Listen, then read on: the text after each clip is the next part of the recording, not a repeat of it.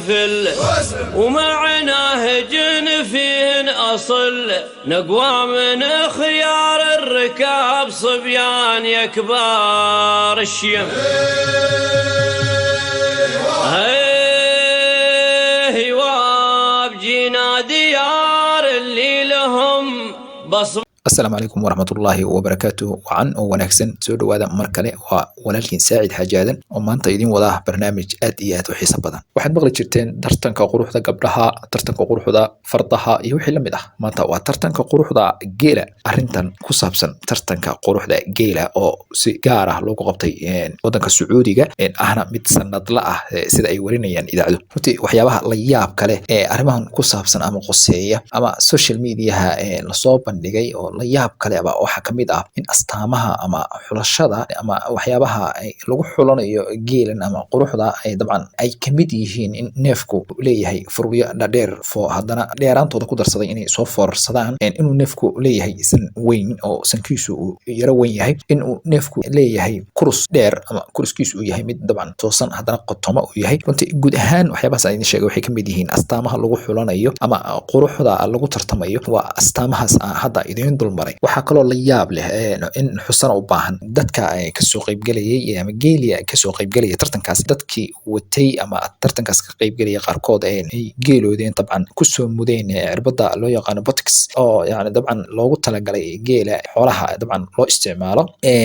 si ugu qurxiyaan dabcan qaarkoodna waxa la sheegay inay butter iyo wax u soo mariyeen oo dabcan waxa loo qajirnay make up iyo waxyaabo lamid ah oo gabdhuhu isticmaalaan maanta waxa soo baxay geel make up loo marinayo iyo butter iyo wax lamid ah marka hawshan aan kor istaagnay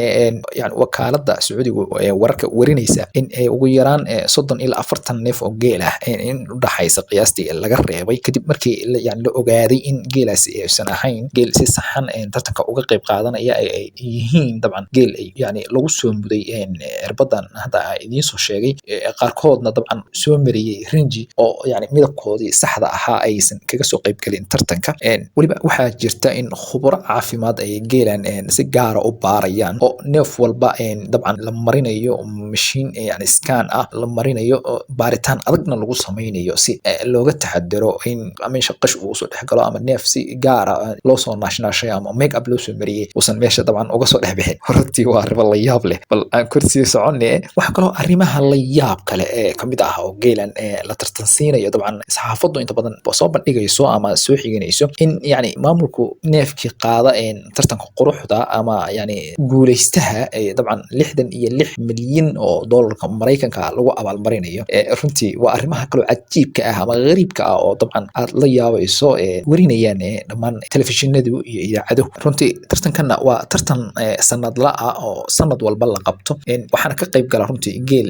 badan oo kumanaan kor u dhaafaya mar walbana abaalmarinta waxa ku soo baxa dabcan neef kamid ah geelas la soo bandhigay unba tartanka qaada waxaan maqlay goorsii horeysay Australia geeli oo intii helicopter loo kacsaday dabcan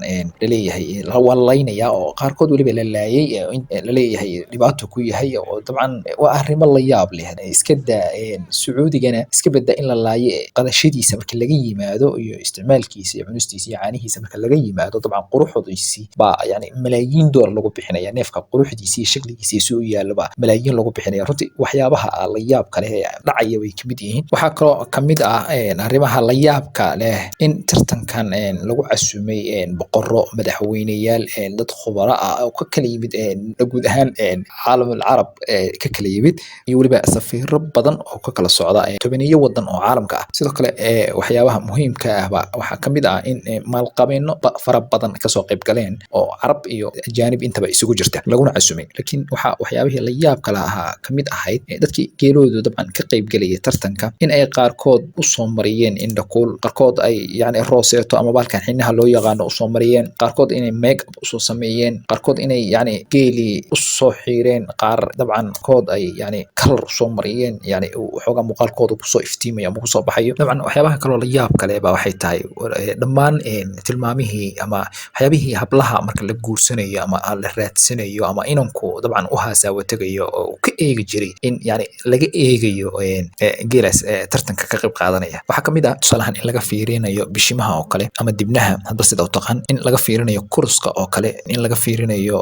lugaha neefka oo kale la eegayo, in laga fiirinayo neefka madaxiisa oo kale, in la fiirinayo neefka midabkiisa oo kale, in laga eegayo neefka indhihiisa oo kale, yani laga fiirinayo ama laga qiimeynayo, in laga qiimeynayo neefka sankiisa oo kale la qiimeynayo, dhammaan luqunta neefka oo kale in la qiimeynayo. dabcan waxyaabaha kaloo la yaab kale waxaa kamid ah qofka neefka wata ama dabcan tartanka ka qayb qaadanaya waa inuu bixiyaa lacag gaaraysa 7 milyan oo riyaal oo dabcan u dhiganta lacag kor u dhaafaysa 1.8 milyan oo doolarka Mareykanka ah. runtii waa arrimaha kale oo la yaab kale dabcan ama qariibka ah oo la yaabayso. waxay kusoo dhacay gabay uu tiriyay waqti sii horeysay abwan cabdigahayr allahu naxariiste. gabayga waxaa kamid ahaa tuduc ahayd aakhiro nimaan geel lahayn lama ammaanayn. awal waxaa dhici jirtay geela markii gabadha la ammaanayo ama la rabo in gabadha qiimaheeda iyo quruxdeeda iyo dabcan la cabiro ama la miisaamo, in abwaanadu iyo dadku aftahanada ah ama hal abuuradu ay dabcan ku masayn jireen in neef geela ama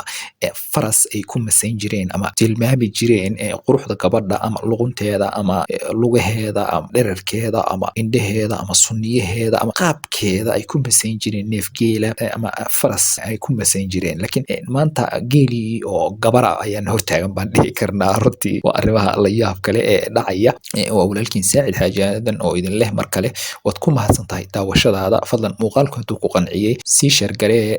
inaad like noo saartaana aad bay muhiim noogu tahay. wassalaamu calaykum waraxmatullaahi wabarakaatu.